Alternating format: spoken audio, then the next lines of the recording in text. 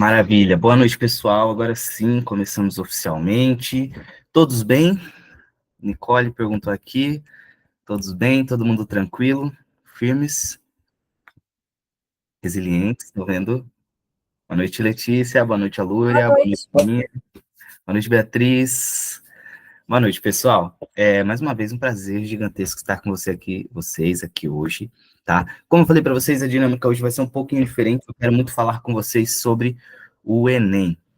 Tá? Por que eu quero falar sobre o Enem? Primeiro, pelo motivo mais óbvio possível, né? O cursinho é um preparatório para o Enem, certo? Então é importante que vocês tenham conhecimento de como funciona o Enem, né? É claro que existem algumas questões mais óbvias, como, o Enem é um exame, né? Um vestibular que serve para nós acessarmos aí as universidades públicas e privadas no Brasil, certo? Mas para além disso, você já parou para pensar ou já viu algo sobre como são elaborados as questões no Enem? Como que você faz para mandar bem no Enem? Como priorizar as questões que você vai realizar na prova? Né? Então, eu trouxe aqui um material para a gente pensar um pouco sobre isso, entender como que o Enem funciona de verdade, porque ele é um pouco mais complexo do que a gente imagina. Né? Às vezes nós pensamos que é só chegar lá e fazer a prova do Enem, que vai tá tudo certo, mas nós temos algumas coisas aí, alguns detalhes para a gente prestar atenção antes de começar a fazer a prova, né? Deixa eu só abrir aqui pera lá, um material aqui para a gente começar a falar sobre isso, né? Enquanto eu vou abrindo aqui o material, eu queria ouvir de vocês. Como vocês imaginam que a prova do Enem é elaborada? Alguém já parou para pensar sobre isso? Ou já estudou alguma coisa nesse sentido?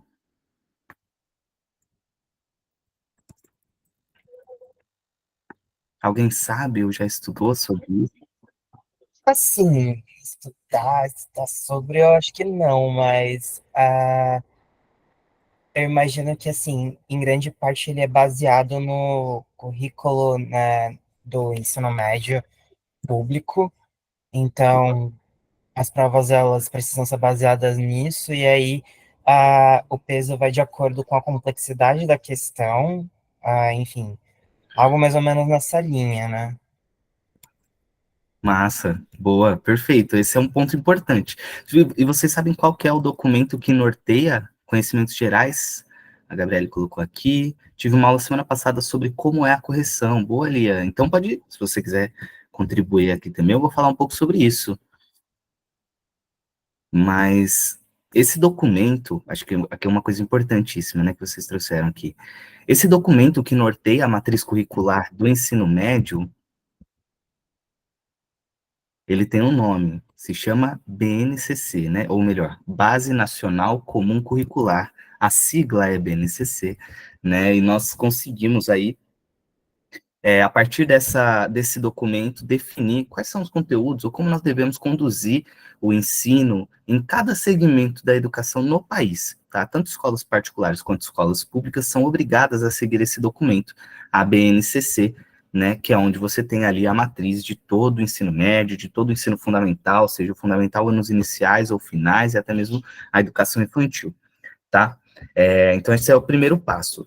Se vocês pararem para pensar, ou lembrar um pouco da trajetória escolar de vocês, vocês vão ver que muito do que vocês estudaram lá no Fundamental, vocês também, no Fundamental nos iniciais, o Fundamental 1, vocês também estudaram no Fundamental 2 e também estudaram no ensino médio. O que que muda? É o nível de aprofundamento. Então, lá no Fundamental 1, se você for conversar com alguém que você conhece, uma criança que tem, né, enfim, eu sei lá, se você lembrar, vocês já falavam do Brasil ter sido ocupado por europeus.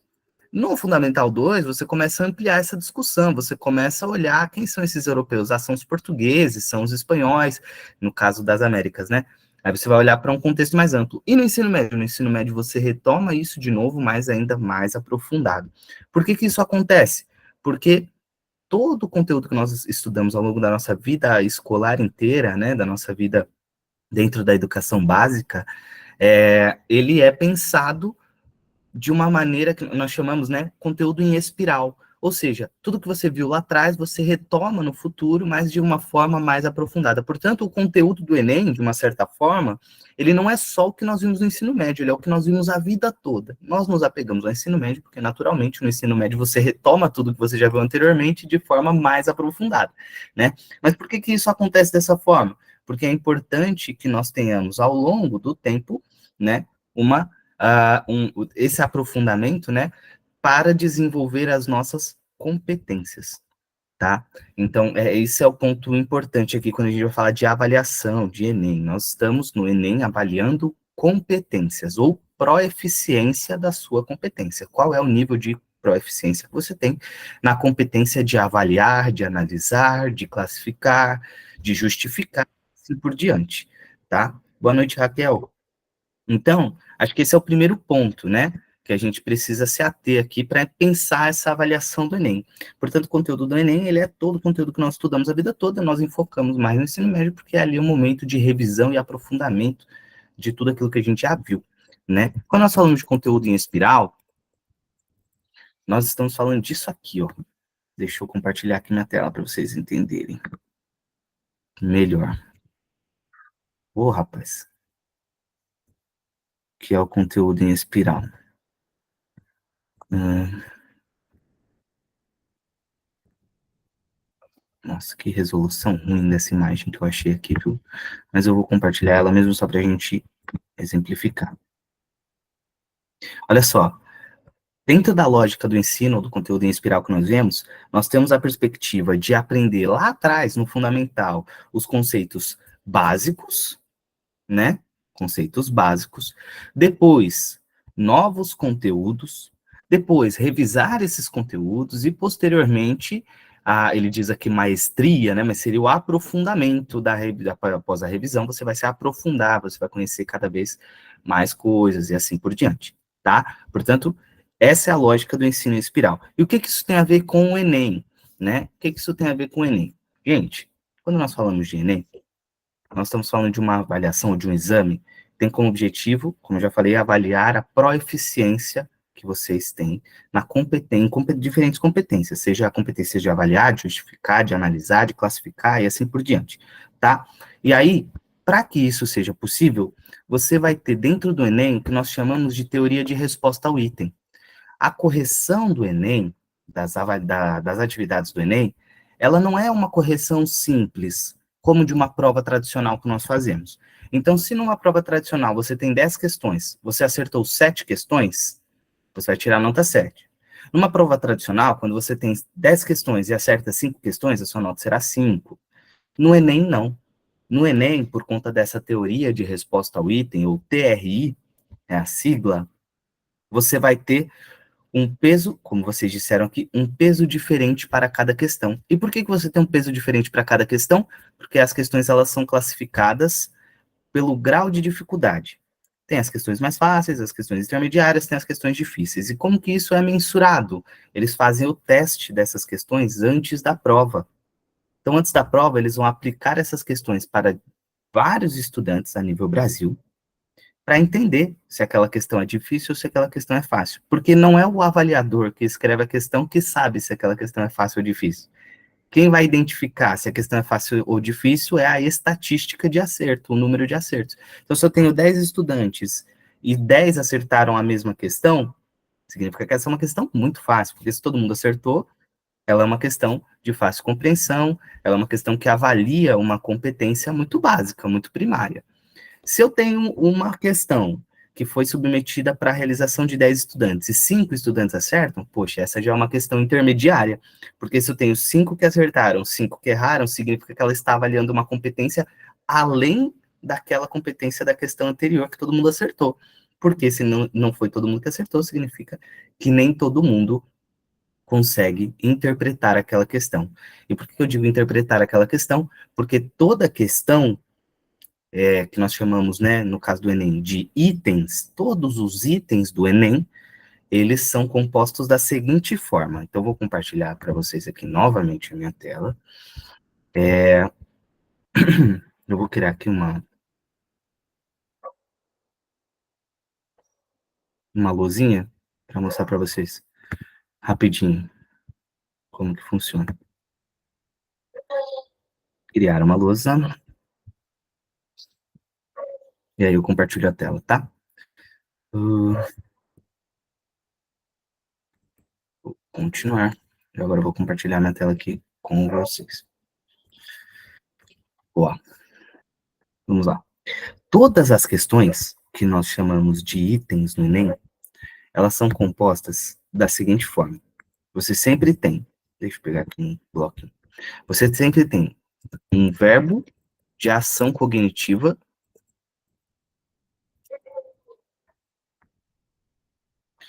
Você tem o conteúdo.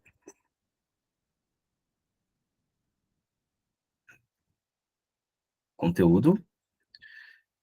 E você tem um contexto.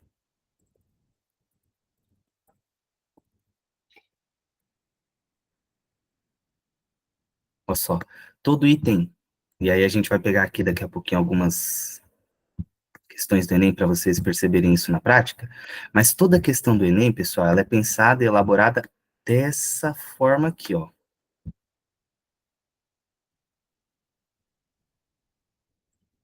Um verbo de ação cognitiva, mais, nossa, que coisa linda, né?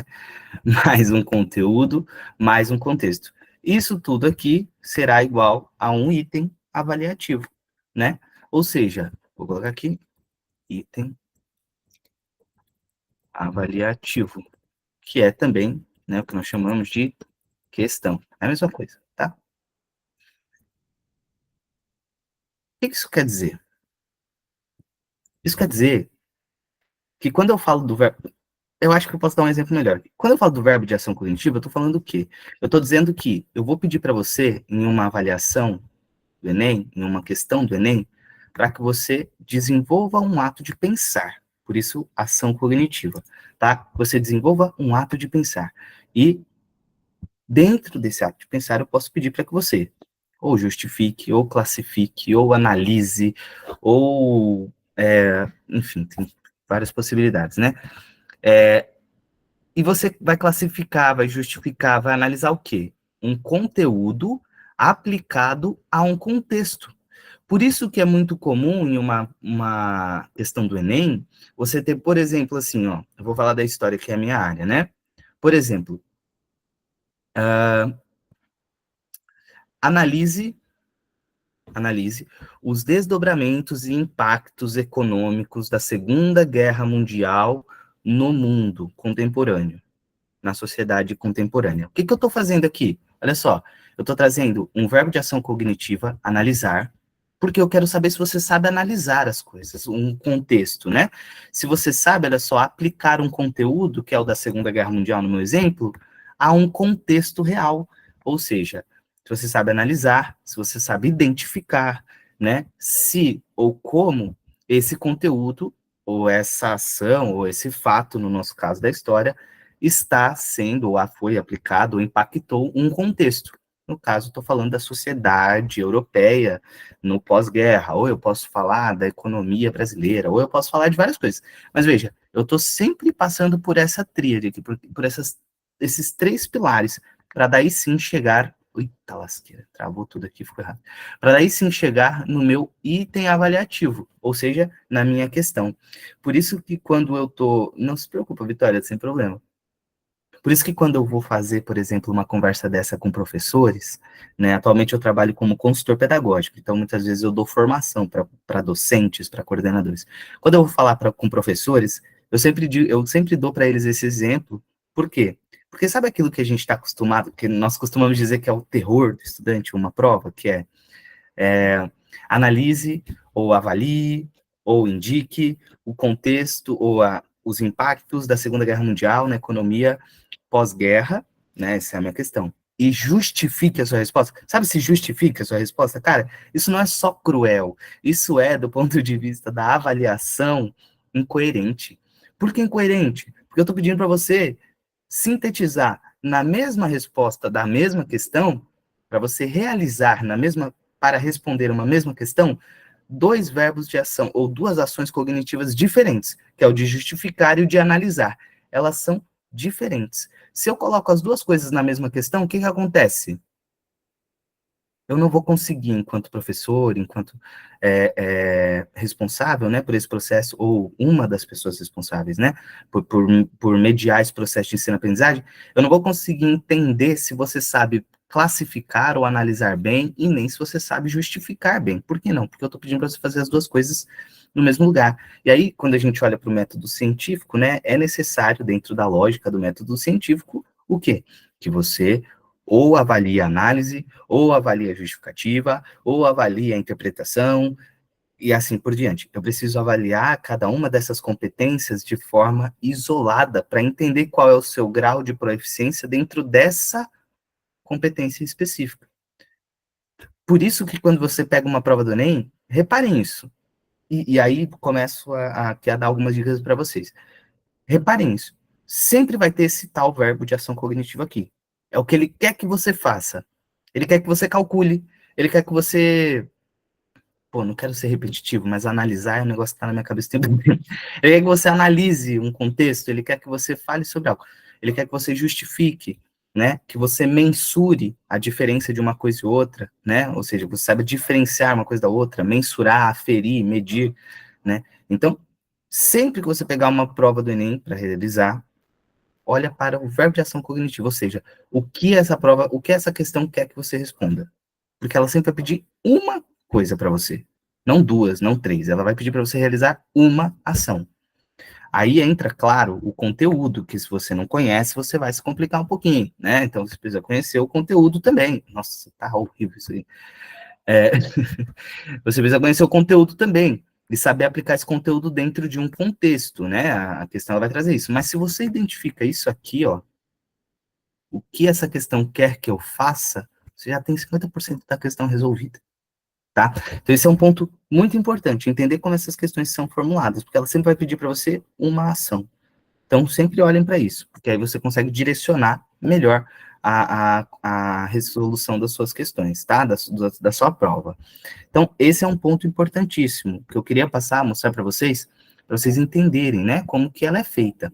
Só que aí, lembra que eu falei para vocês que nós temos uma escala dentro da prova, né? Ou seja, o que que é uma escala, né? Uma escala de questões que são mais ou menos difíceis, tá? Então, você tem lá uma escala, né, uma questão que é considerada mais ou menos difícil, e por que que isso é medido? Como isso é medido, como eu falei, é medido a partir de um pré-teste daquelas questões. Eles vão colocar vários alunos para fazer a mesma questão e vão identificar se os alunos que acertaram, se a questão foi, se ela foi uma questão que todo mundo acertou, se ela foi uma questão que nem todo mundo acertou, qual é o percentual de pessoas que acertou, que não acertou. E eles vão identificar, olha, essa aqui é possivelmente uma questão com nível de proficiência 200. Ah, essa outra, nível 350. Aí eles vão aferindo, né? Tem lá as formas de fazer isso, tal. 400, 450, 500, eles vão criar uma escala.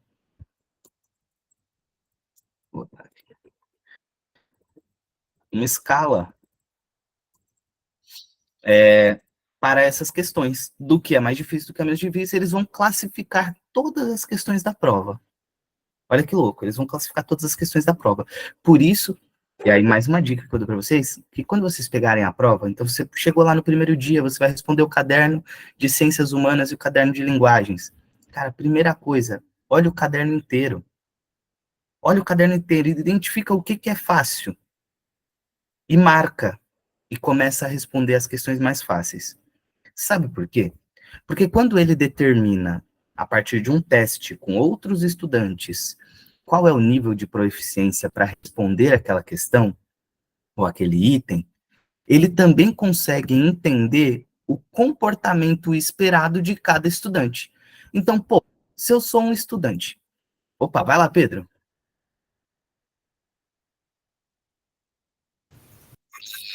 Uma estratégia é que eu já cheguei a fazer a prova do Enem, acho que no mínimo umas 3 ou 2 vezes, eu não lembro agora.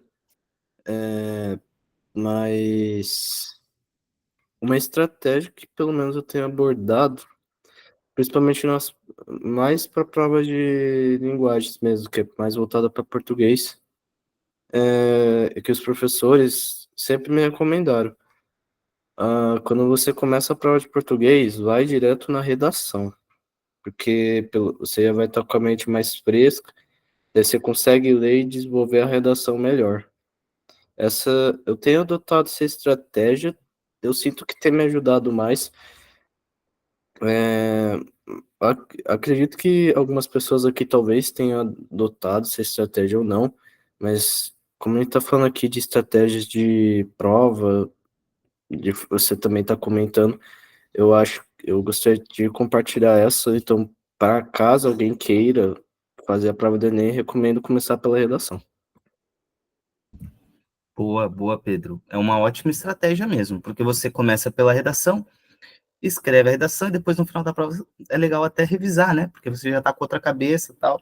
Você pode até dar uma revisada e ajustar alguns pontos. Uma ótima questão.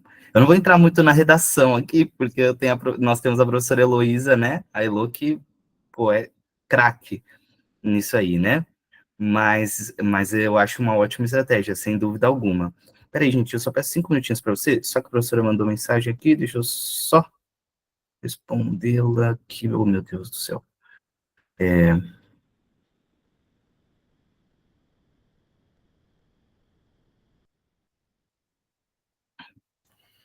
Mas, professor, Pois não?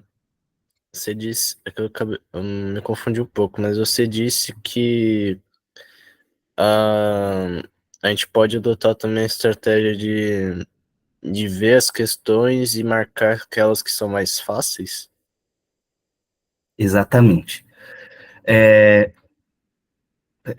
Perdão, gente, é que eu tô fazendo mil coisas aqui. Caramba, que loucura. Tudo isso me pegou desprevenido. Perdão, desculpa, Pedro. Exatamente, é isso mesmo. É começar pelas questões mais fáceis. Eu já vou explicar o porquê. Vai lá, Maicon. Bom, aqui rapidinho, observando o senhor falando sobre dotar as questões mais fáceis, como se o senhor falasse para a gente compreender as questões mais fáceis para a gente responder as difíceis.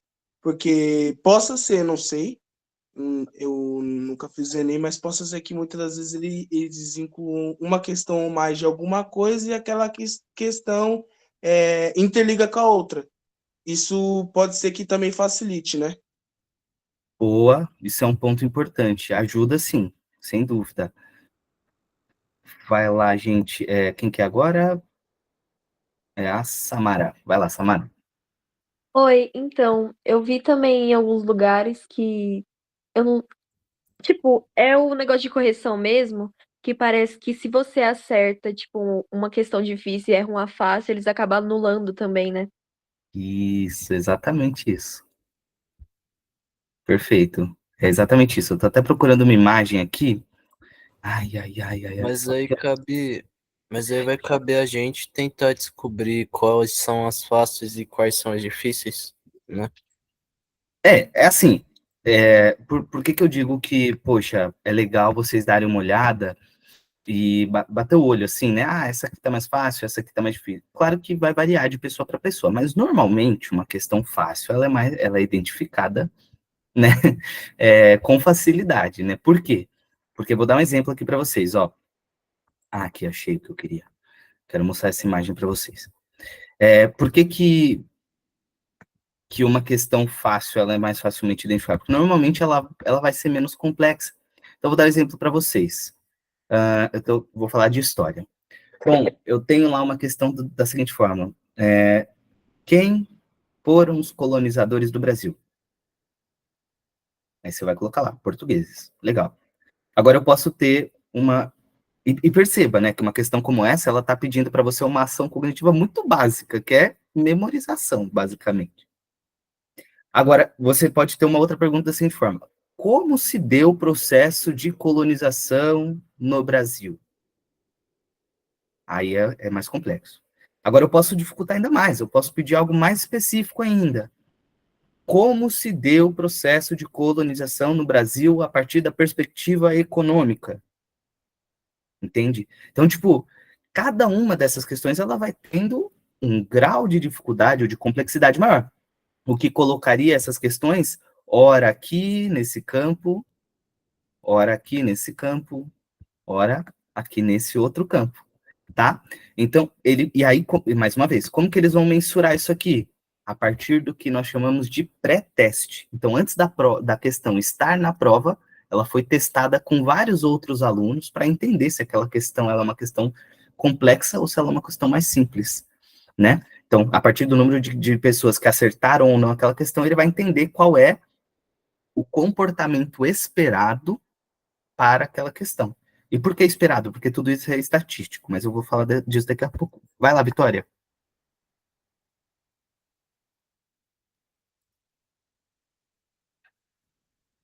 E não estou te ouvindo.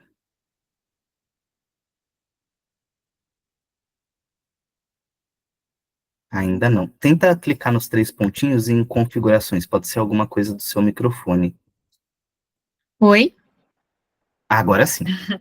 Falaram aí que muitas vezes pode acontecer de uma questão levar a outra.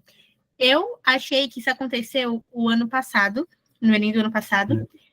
Eu fui pela opção do Pedro, da gente começar pela redação, e aí eu percebi que algumas coisas que eu levei em conta na redação, eu consegui puxar também nas questões de português.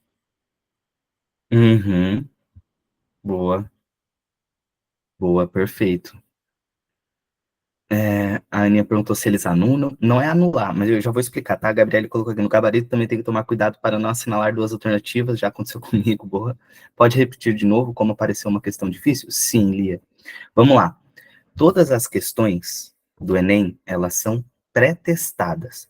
Antes de irem para a prova, eles aplicam essas questões para vários estudantes no Brasil inteiro, para entender se é uma questão complexa ou não, difícil ou não. E como que eles vão entender isso? Eu apliquei uma questão para uma turma de 10 alunos. Sempre são muito mais que isso, tá, gente? É coisa de 2.000, 3.000, 5.000 alunos por item, tá? Até mais, eu acho. Mas, enfim, estou dando um exemplo. Eu apliquei uma questão que eu elaborei para 10 alunos. Desses 10, 5 acertaram. Se 5 acertaram, vamos pensar aqui estatisticamente agora.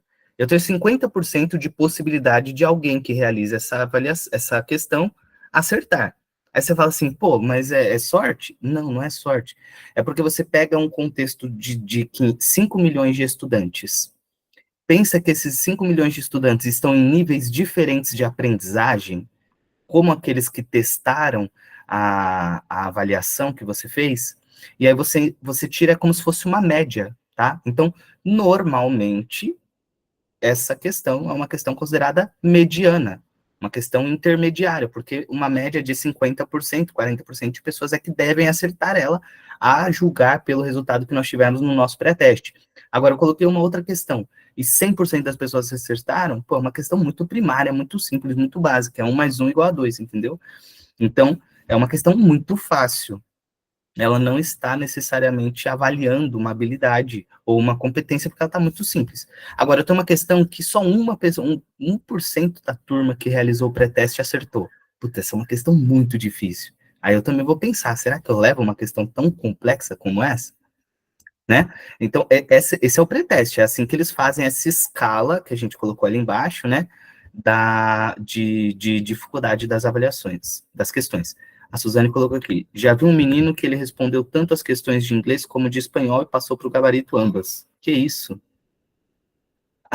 Pior que não adianta nada, porque só vai contar uma, ou inglês ou espanhol, né? Bianca colocou, levei a dica de um professor do Colmeia no passado passado de ler a questão primeiro e depois o texto, e me ajudou muito, perfeito, porque aí você lê a questão, entende qual é o verbo, né, qual é a ação que você precisa realizar, e lê o texto pensando naquilo, então é uma ótima ideia. Aninha, faço muito Peraí, isso, boa. o verbo de ação cognitiva, que é o que você está dizendo que isso é o que vai vir na pergunta, no caso. Na O pergunta, isso mesmo. conteúdo é o texto, o contexto é o que também está no texto, e por fim o item avaliativo. É que você botou o verbo de Ó, ação cognitiva no primeiro, daí eu fiquei pensando, ué, é o É texto porque, também. é porque normalmente começa com o verbo de ação. Mas assim, ó, o contexto e o conteúdo, eles estão na questão, na pergunta mesmo. O texto que a Bianca falou aqui é, por exemplo, aquele texto de base. sabe? Então, eu pego uma questão, ele me dá ali um poema sei lá, pô, fugiu, um poema do Fernando Pessoa. Ele me dá lá um poema do Fernando Pessoa. Esse é o texto de base. Mas a pergunta, ela vai trazer para você o verbo de ação cognitiva. Então, analise o poema, aqui nesse, né, vai estar ali, e relacione com o movimento romântico ou com o movimento barroco, sei lá, pode ser qualquer coisa, entendeu? Então, tipo, ele vai trazer sempre na pergunta o que ele espera de você, o que ele espera que você faça com aquele texto. Então, se você ler primeiro a pergunta e depois ler o texto, é interessante, porque você vai ler o texto já pensando no que é aquela pergunta ou qual é a ação que você precisa ter dentro daquele texto. Então, se eu vi, deu para entender? Aqui, a minha dúvida era mais se a ação cognitiva se encontra no texto ou na pergunta, mas pelo que eu tô Na vendo, pergunta. tá na pergunta? Na pergunta. Ah, beleza. Isso, a pergunta é quem direciona você. A ação cognitiva é o ato, vamos colocar assim, o ato de pensar, sabe? Justifique, analise, Exato. defina. Exatamente, perfeito. Pessoal, só me dá 2 minutinhos rapidinho, só para eu ver aqui que tem um professor ligando. Só um...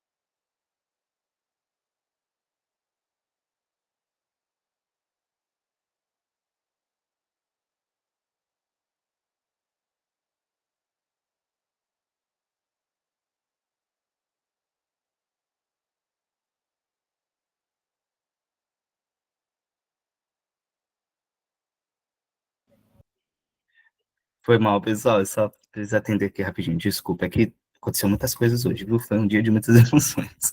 Mas é exatamente isso, tá, Pedro? Certinho. Eu vou abrir uma questão para a gente avaliar ela junto, tá? Já, já, mas eu quero que vocês entendam esse contexto, que todas as questões, elas são classificadas. Então, você tem as questões mais básicas, as questões intermediárias e as questões mais difíceis. E por que que eu estou falando disso? Porque se você acerta todas as questões básicas, você manda bem. Você manda bem, você fica ali na média legal. Se você erra todas as questões básicas e acerta só as intermediárias e difíceis, você vai muito mal na prova do Enem. Sabe por quê? Porque como isso tudo é calculado a partir de um pré-teste, e consequentemente você tem todo um cálculo estatístico da probabilidade das pessoas acertarem cada questão, e elas estão todas relacionadas, significa... vamos pensar junto. Qual é a probabilidade de você errar uma questão de soma, de multiplicação ou divisão simples, mas acertar uma questão que exige uma fórmula de Bhaskara ou uma equação de segundo grau, né? Baixo. Baixíssima. Como que você erra multiplicação, soma, divisão e acerta a questão de uma, né, que exige de você um cálculo complexo, como uma equação de segundo grau, por exemplo? É muito difícil isso acontecer, né? Porque um é pré-requisito do outro. Então, você pode dar o exemplo de uma questão fácil, uma difícil? Posso dar o exemplo sim, Lia. Eu já vou fazer isso, mas antes eu só vou mostrar para vocês, ó, esse estudo aqui que a galera fez, mostrando a média que cada aluno teria se acertasse somente questões de baixa complexidade, médias ou difíceis. Olha isso, que é o que eu estou falando. Ele entende que você chutou questões se você só acerta difíceis, intermediárias e erra as básicas, entendeu? Esse é o pulo do gato, por isso que eu falei para vocês. Começo da prova, folheie o caderno inteiro, sem preguiça, lê tudo. Você vai ter que ler mesmo. Lê o caderno completo. Identifica quais são as fáceis. Responda primeiro as fáceis. Aquelas que você fala, mano, isso aqui eu não faço ideia de como fazer, deixa de lado. Vai ser a última coisa que você vai fazer. E você começa pelas fáceis. Porque olha só que louco isso aqui. Eles pegaram um estudante, Aí aqui, ó, eles colocaram pra gente 45 questões do caderno de Ciências Humanas, tá? E os 4 estudantes aqui, ó, acertaram 20 questões. Qual é a diferença de um para o outro? É que essa primeira estudante, a Luísa aqui, ela acertou 20 questões, sendo todas as fáceis e parte das difíceis. Olha só, isso é coerente, né? O TRI, que é a teoria de resposta ao item, ela vai medir a coerência pedagógica das suas respostas. Isso é coerente. Ela acertou todas as questões básicas e acertou parte das médias. Errou todas as difíceis. Não tem problema. Olha que louco, a média dela foi a maior da galera. Ela teve uma média aqui, ó, no Enem, nesse caderno de humanas, de 589. Agora, olha o Thiago. O Thiago, ele errou quase todas as questões fáceis. Acertou só 2. Ele acertou todas as médias e acertou parte das difíceis. Olha a média dele, 441. Por que 441? Tá acima do Rafael aqui embaixo. Porque ele ainda assim acertou parte das fáceis, né? O que justifica, em certa medida, ele ter acertado tantas médias, e aí teve as outras difíceis, tá? Então, olha que louco. O Rafael, por outro lado, ele foi pior aqui nesse exemplo, porque ele errou todas as fáceis. Ele errou uma maioria das médias, e ele acertou todas as difíceis e parte das médias. Qual é a coerência de um estudante que tem um resultado desse? É o que a gente acabou de falar. Se você não sabe, se você não acerta uma questão de soma e de divisão, e de subtração, e multiplicação simples, qual a chance de você acertar um logaritmo ou, sei lá, uma equação de segundo grau, qualquer coisa assim? É muito baixa, porque você, para resolver aquele exercício mais complexo, depende de conhecimentos anteriores, que são mais básicos. É isso que a teoria de resposta a item avalia, né? Olha essa outra aluna aqui, ó, ela teve uma resposta mais coerente, ela errou só 2 básicas, acertou algumas médias, e aí, consequentemente, acertou algumas difíceis, né? Mas olha que louco, a Luísa, que acertou todas as fáceis e parte das médias, mas errou todas as difíceis, a maioria das médias, ela foi quem teve a maior nota. Dá para entender o que eu quero dizer? Vai lá, Pedro. Vocês. É que assim, eu. Deu para entender. Eu tinha ouvido falar disso também, de que as fáceis aumentam a nota do Enem. O problema é que quando eu fiz as minhas provas, acho que principalmente nas de matemática, eu meio que ficava, sabe, folheando as folhas, e com isso eu ficava meio perdido, e depois eu via que não ia dar tempo de eu conseguir assinalar o gabarito, porque assim, eu sempre fui de levar a prova para casa, eu deixava o gabarito, e às vezes eu sempre tentei assinalar tanto o gabarito quanto a prova, só que às vezes eu ficava tão perdido que chegava ao ponto de eu ver, pô, não vai dar tempo de assinalar a prova inteira. Ou eu escolho o gabarito ou a prova. E eu preciso realmente tentar achar uma forma de lidar com isso, né? Boa. Você teria alguma recomendação? A minha recomendação é prática, cara. Pra... Praticar, Pedro. De verdade. Resolver exercício. Porque o que está acontecendo? Se você está faltando tempo no final da prova, é porque você precisa ganhar mais agilidade na resolução de exercício. E como que você vai obter, né, essa agilidade, ou desenvolver essa agilidade? Respondendo exercício, praticando. É a melhor forma de você desenvolver essa agilidade na resolução de exercício, porque quando você pratica, você entende quais são as suas dificuldades, seus desafios, e aí você vai estudar para superar esse desafio, para entender aquilo que você está com dúvida, e consequentemente você vai resolver mais rápido. Mas no caso, eu acho que essa é a melhor sugestão, assim, pode falar, no desculpa. caso, pode falar, Marco. Rapidinho aqui, porque não querendo atrapalhar o Pedro, mas o professor, o senhor falou assim que o que teve mais nota foi o que acertou a dificuldade baixa, ou seja, essas que têm a dificuldade baixa é a que mais pesa no Enem? De certa forma porque o Enem, olha só, o Enem, ele vai avaliar a coerência das suas respostas. Então, é como a gente falou, eu não tenho, é muito difícil você acertar as questões difíceis se você errou todas as fáceis. é mais provável que você tenha chutado as difíceis, né? Para poder acertá-las, sendo que você errou as fáceis. Então, o que ele vai analisar é basicamente a coerência das suas respostas. Entendeu? Entendi.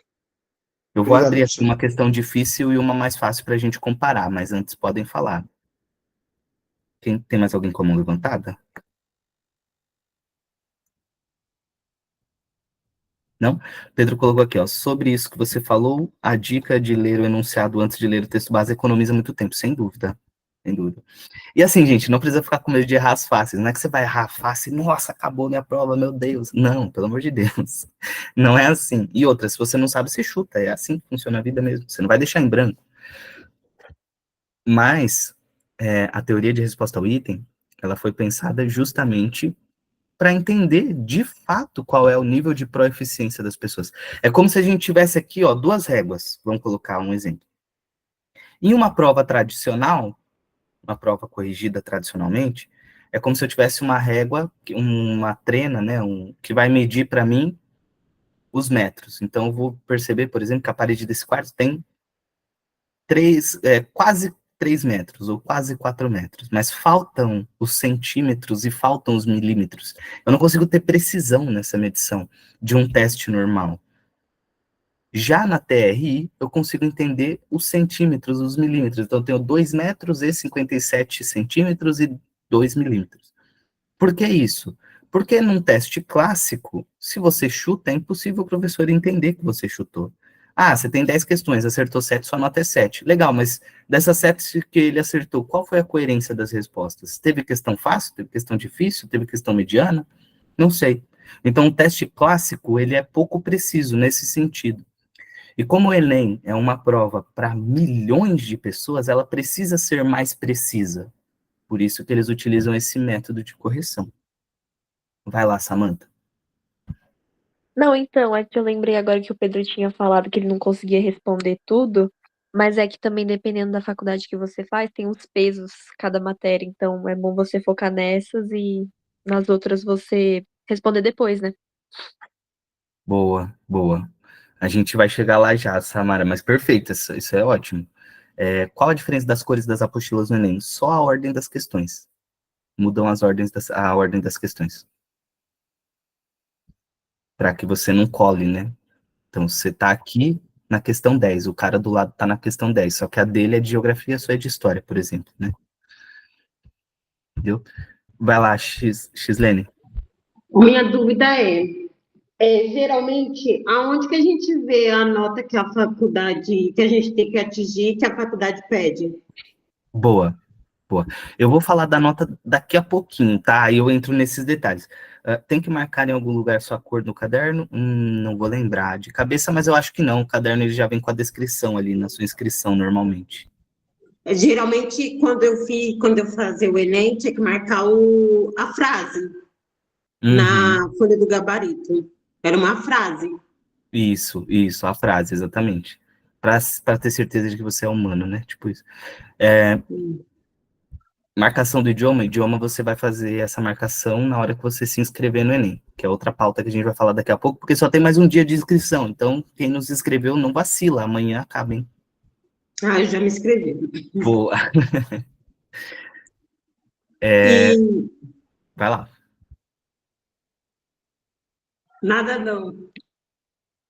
Tá, fica à vontade se tiver dúvida. São apenas primeiros... E o idioma que você escolheu? São apenas primeiras? Eu não acho que não entendi bem. Até que horas de amanhã para fazer a inscrição? Provavelmente até 6 horas da tarde, algo assim. A gente pode ver daqui a pouquinho aqui o site do INEP, ó. 1 dia e 4 horas para realizar a inscrição. Então, deve ser por aí, até umas 6 horas da tarde, 1 hora da tarde. É legal se inscrever. Tipo, as primeiras questões do Enem, são apenas as primeiras questões do Enem, o idioma que você escolheu. Eu acho que eu não entendi sua pergunta ali, desculpa. Se você puder elaborar de novo. Você recomenda fazer a redação primeiro? Eu acho que é uma boa estratégia, Júlia. Eu, particularmente, gosto de responder, por exemplo, o caderno de humanas antes da redação, porque tem muita citação, muito texto base no caderno de humanas para responder as questões, que de repente você pode usar lá como citação na sua redação, saca? Você vai colocar lá, segundo o autor tal, né, tal coisa, tal coisa, tal coisa. Então é meio que um hackzinho assim que você pode usar. Você não vai parafrasear, ou seja, você não vai escrever exatamente o que o autor disse, copiando o texto dele. Mas se você leu ali, por exemplo, um trecho de um texto de um autor que fala sobre racismo, para responder uma questão na avaliação, na prova de humanas, no caderno de humanas. Por que não? E aí você tem um tema de redação que faz sentido falar sobre racismo. Então você precisa ver se faz sentido uma coisa com a outra.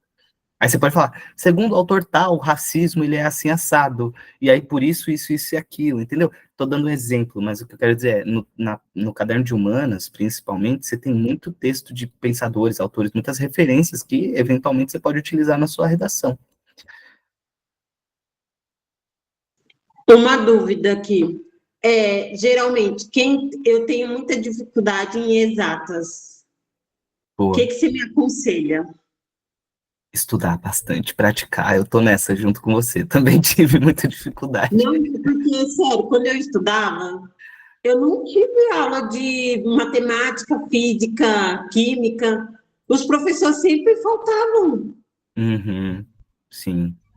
Não, isso é complicado, mas...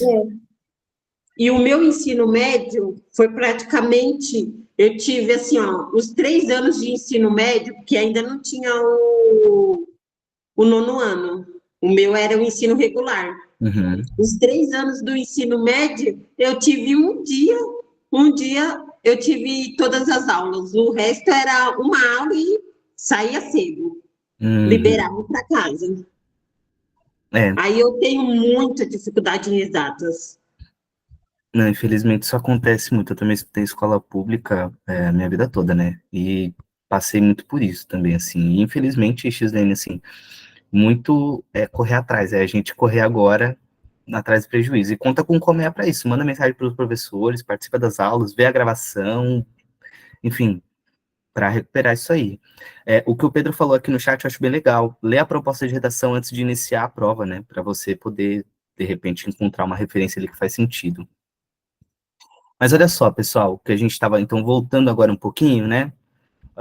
Nós falamos aqui, então, olha, deixa eu voltar aqui de novo. Nós falamos, então, das escalas, falamos da coerência pedagógica que é necessária para que você tenha um bom desempenho no Enem, ou seja, responder as primeiras questões fáceis, acertar a maior parte das questões fáceis, né? E aí depois as médias e depois as difíceis, é o que dá coerência à sua prova, e, consequentemente, uma garantia maior de que você não ficou chutando a prova inteira, né? Dão folha de rascunho? Sim, tem folha de rascunho, Aninha. Então, isso é um ponto muito importante, tá? E é justamente por isso, pela prova do Enem ter questões pré-testadas, né, e pela prova do Enem ter essas questões que são pensadas para cada nível de proficiência, é que é muito difícil você ver uma prova do Enem que valha, não é nem que as pessoas não alcançam, é uma prova que valha nota 1000 nos cadernos. O que eu quero dizer com isso? Sempre que você for analisar, pode pegar do ano passado, ano retrasado, você vai ver assim, ó, o caderno de humanas do Enem esse ano teve uma nota máxima de 850, uma nota mínima de 370. Significa que o cara que mais acertou, a mina que mais acertou na prova, que teve o maior número de acertos na prova de humanas, foi alguém que tirou 850? Não. Quando ele diz assim, ó, a nota máxima do caderno de humanas foi 850, ele está dizendo que quem gabaritou o caderno e acertou todas as questões do caderno tirou 850. E você fala, pô, que loucura, mas não vale 1000? Sim, vale 1000. Só que não tinha nessa edição questões... Sério, Pedro. Não tinha nessa edição questões que avaliavam a proeficiência 1000 no caderno de humanas. Assim como... Tanto é, você pode reparar, nunca ninguém tira 1000 nos cadernos do Enem. A única certeza de 1000 que você tem no Enem é a redação. Por quê? Porque o 1000 é considerado um negócio muito absurdo. Ele é o máximo, é o referencial máximo que você tem. E eu estou avaliando estudantes do nível médio, então o nível de proficiência deles não necessariamente chegará ao 1000, né? E aí é por isso que as questões elas têm níveis de complexidade um pouco abaixo do 1000. E aí a pessoa que gabarita um caderno no Enem, seja ele de matemática é o que mais chega próximo do 1000. Chega a 900 e poucos. Mas você pode pegar, você vai ver, né? E por que que isso acontece? Porque sempre o referencial de notas do Enem são os próprios estudantes que fazem o Enem. Então, a sua nota ela sempre vai ser calculada de acordo com a nota dos outros. Se dos 5 milhões de pessoas que prestaram o Enem, 3 milhões tiraram nota 700, a média do Enem naquele ano vai ser 700. Então, se você tiver abaixo... Dá para entender o que eu quero dizer? A média do Enem, a média vai ser 700. Normalmente é bem menos, tá? Normalmente é tipo 500 e poucos, tá? 400 e poucos. Mas a partir da nota de todo mundo é que a sua nota também é calculada. Uma nota embasa a outra. Por quê? Porque eles querem medir a proeficiência. Eles não querem medir quantas questões você acertou necessariamente. Entendeu? É por isso que tem essa lógica das questões mais fáceis, das questões mais difíceis. Por isso que é importante entender isso. E aí eu vou pegar aqui uma questão fácil, uma questão difícil, para a gente olhar junto a diferença de uma questão que é mais complexa e de uma outra questão que é mais difícil, né? Que é mais complicada. Então, deixa eu só achar uma questão mais complicada, que eu achei já uma mais simples.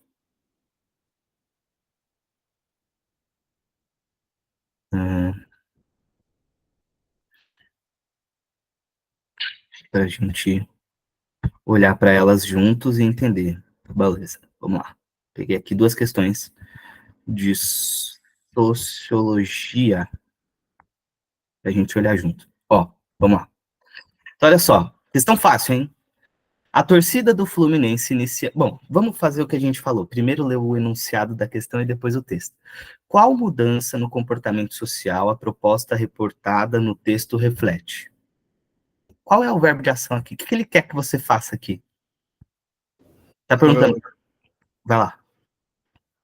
Qual a mudança no comportamento social a proposta reportada no texto reflete? Reflete do verbo refletir? Acho. Mas refletir, ele quer que você faça... Ó, pense assim, ó. O que Não. essa pergunta quer que eu faça?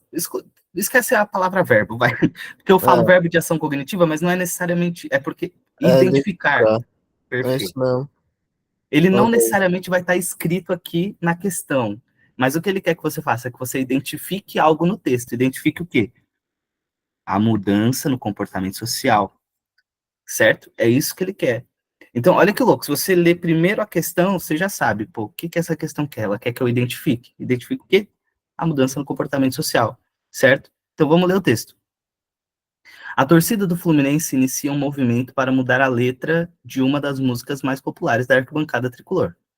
Grupos pedem a remoção do termo mulambo imundo, em uma provocação direta ao Flamengo. Mulambo é um termo que surgiu em Angola, na época da escravatura, e eles eram chamados de mulambos pelos senhores de engenho, os patrões das fazendas. Olha só. E aí ele vem com as alternativas. Então ele quer que nós identifiquemos a mudança no comportamento social. Questão A. Rejeição. O que que muda, né? Qual que é a mudança? É uma rejeição de costumes... Eita, que anúncio. Tô tendo um AD.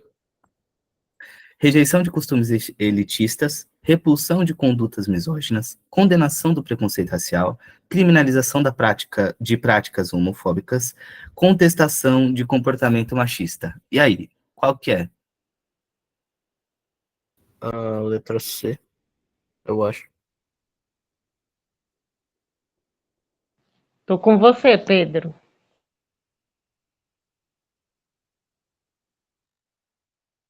Boa, vamos lá. Alternativa correta aqui, ó, letra C. Por que letra C? Porque olha só, quando eu tô falando de mulambo, mulambo é o quê? É um termo que se refere a uma etnia específica, a uma raça, né? E quando eu digo que esse mulambo, né, o que os mulambos são imundos, eu estou discriminando essa galera pela etnia. Essa é a fácil, Suzane, perfeito. Estou discriminando essa galera pelo simples fato de serem mulambos. Então eu estou cometendo o quê? Um preconceito racial. Se a torcida está pedindo que esse termo saia, ó, ele traz aqui um movimento para mudar a letra da música, né? Que esse termo saia da letra. eles estão condenando o preconceito racial, né? Então, identificamos qual é a mudança do comportamento social. E qual é a mudança? Uma tolerância menor ou uma intolerância para com aqueles que cometem qualquer tipo de preconceito, de injúria racial, né? Então, essa é a questão fácil. Ela traz aqui, ó, pá, simplesinho, né? O que ela quer que você faça, que você simplesmente identifique no texto algo. Acabou. Agora vamos para uma mais complexa. Olha só. De sociologia também. Vamos fazer igual nós fizemos, né? Igual nós falamos, ó. O texto critica a mudança tecnológica em razão da seguinte consequência. O texto critica a mudança tecnológica em razão da seguinte consequência. O que ele quer que você faça aqui? Teve uma consequência que levou a criticar a mudança tecnológica, então a gente tem que identificar qual é essa consequência. Boa. Você vai ter que identificar uma consequência. Ou seja, você tem que olhar aqui para um contexto muito mais complexo do que o do passado, né? Vamos ver, então. Porque você precisa interpretar esse contexto dentro dessa realidade, por aí vai. Vamos lá. Por trás da mágica do Google Assistente, da sua capacidade de interpretar 26 idiomas, está uma enorme equipe de linguistas distribuídos globalmente, trabalhando como subcontratados que devem rotular tediosamente os dados de treinamento para que funcione. Eles ganham baixos salários e são rotineiramente forçados a trabalhar horas extras não remuneradas. A inteligência artificial não funciona com um pozinho mágico. Ela funciona por meio de trabalhadores que treinam algoritmos incansavelmente até que eles automatizem seus próprios trabalhos. Uma dica também, sempre leiam a legenda, tá? Então, olha só, o texto se chama Inteligência Artificial da Economia Freelancer está vindo atrás de você. Ó, só pelo título você já consegue identificar mais ou menos do que se trata. Mas vamos lá.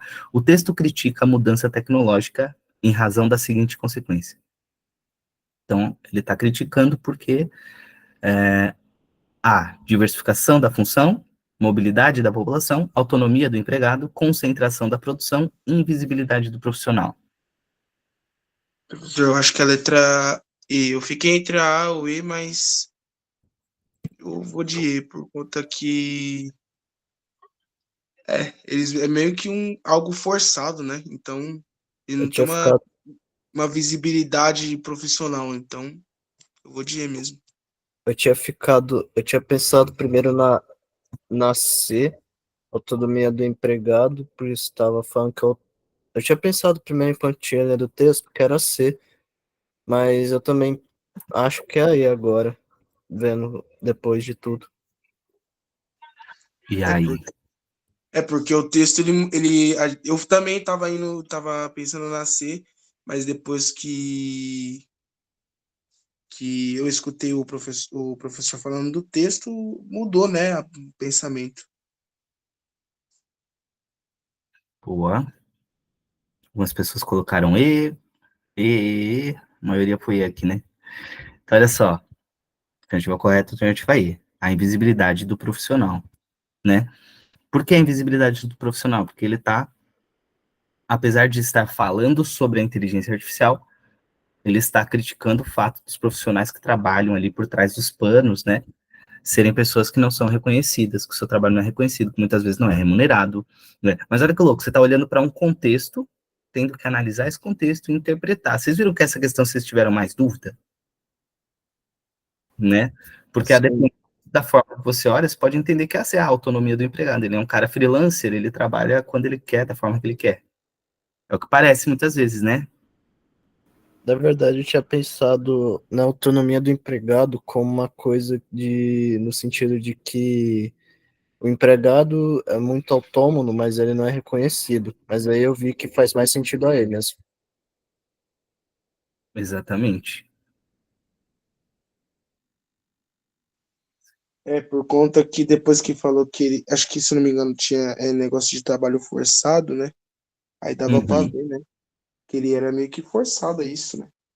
exatamente. Aí mudou, aí faz com que a gente mude o pensamento. Aí o texto praticamente ele nos força a ter uma dúvida entre a questão, que aí vai fazer a gente se confundir na questão e acabar assinalando há errado, né? Se a pessoa não tiver um entendimento certo sobre aquilo, né? Perfeito. E olha como ela exige um nível de criticidade maior. Nesse caso aqui, se a pessoa pensa no freelancer como uma pessoa que trabalha autonomamente, tananã, ela vai assinar um AC. Agora, se você olha, como você falou, Michael, para essa pessoa como alguém que trabalha esse tanto de horas, não porque ela quer, mas porque ela precisa pagar a conta de casa, ela é forçada não só pela inteligência artificial, pelas pessoas, ela é forçada pelo próprio contexto social a fazer esse trabalho a mais porque ela precisa sobreviver, né? Então, tipo, você pode ir para vários outros caminhos, mas vejam como é mais difícil. E assim, a gente está falando aqui de uma questão de sociologia, mas se você pegar matemática, se pegar qualquer outra área, você vai ver como as questões mais complexas, mais difíceis, elas sempre vão te levar para mais de um caminho possível. E aí o que vai determinar a sua resposta muitas vezes é a criticidade com a qual você analisa essa questão, tá? E aí, esse aqui para exemplificar para vocês. O porquê e olha que legal, né?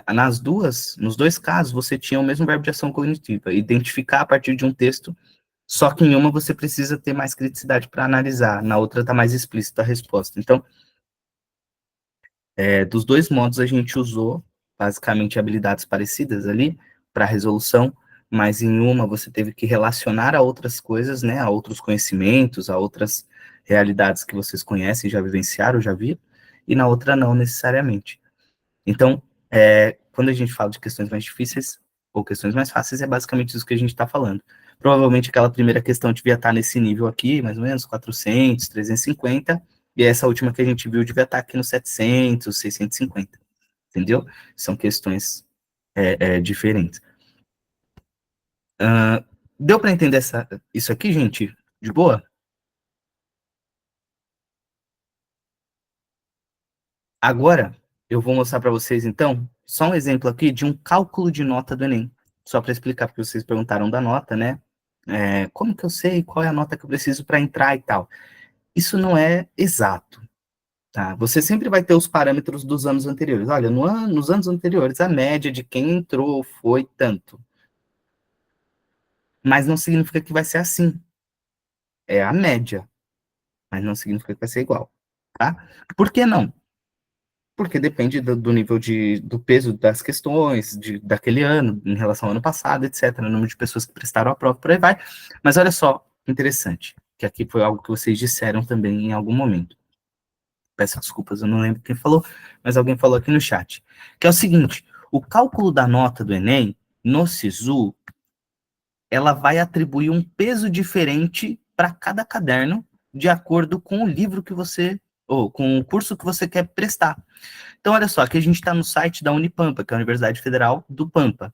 Para o curso de Engenharia Química, olha só, Engenharia Química, o peso do caderno de natureza é 4, de matemática é 4, de linguagens e humanas é 1, e a redação? A redação é 2. E ele traz aqui também uma nota mínima que você precisa tirar em cada caderno para poder concorrer à vaga.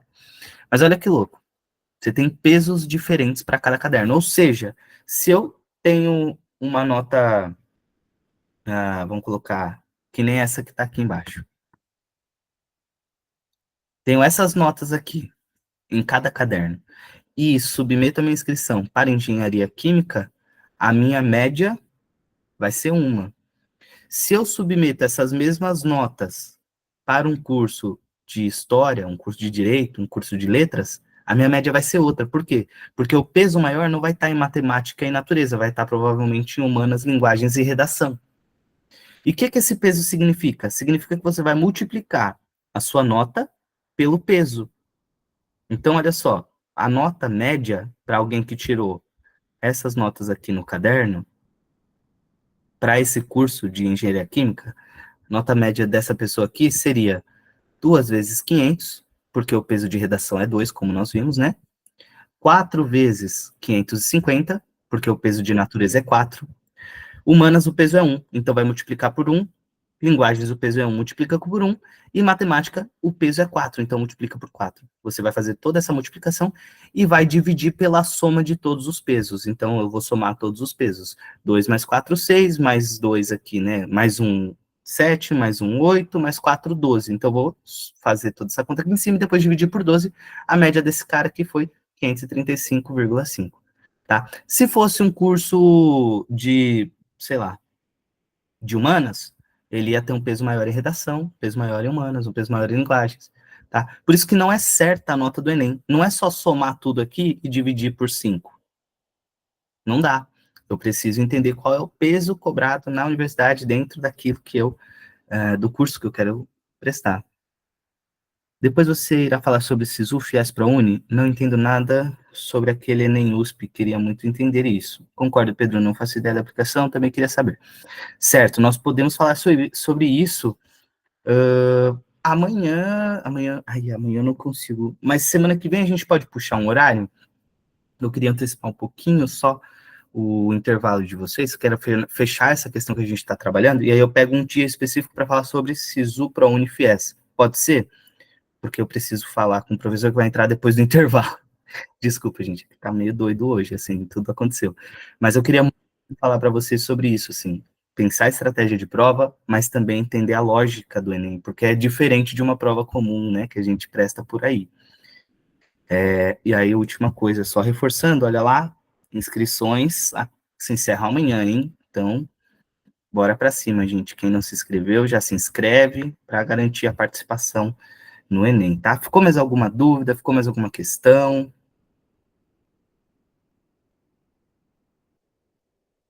Como nós encontramos os pesos da faculdade Avalia, a Mabata colocou aqui, entra no site da faculdade. Eu aconselho colocar no Google, sabe? Tipo, peso, que nem a Unipamp, ela traz aqui pra gente, mas você pode colocar peso por curso no SISU Universidade tal. Deve aparecer para você. Pedro, você tinha aberto o microfone? Não, só ia dizer que tá tudo bem. Boa. Semana que vem a gente continua conversando sobre isso. Top. Tem que stalkear a faculdade com força, Pedro, é isso mesmo. Semana que vem a gente continua. Eu coloco lá no grupo o dia que nós vamos falar sobre isso, tá bom? E aí a gente fala sobre SISU para a Unifies de forma mais aprofundada também. Quando sei onde vou fazer a prova, fiz minha inscrição agora. Lara, tem que olhar o calendário do Enem. Eu não sei de te dizer, mas a prova ela é sempre no primeiro e segundo final de semana de novembro. Então, provavelmente deve sair ali para agosto, para julho, o local de prova. Então, vai sair para você o local de prova tudo junto. Provavelmente no segundo semestre, dentro desse site aqui mesmo do INEP Enem, tá? Mas eu vou pesquisar certinho o cronograma. Ah, tá aqui, né, no site, ó. Só olhar aqui, ó. Qual é o cronograma desse ano? Ó, inscrições, pagamento, tratamento, atendimento especializado, solicitação, aplicação dia 3 e 10 do 11. Eita. Bom, eu vou pesquisar e eu mando para vocês lá no grupo, tá? Porque eu não tô achando aqui agora.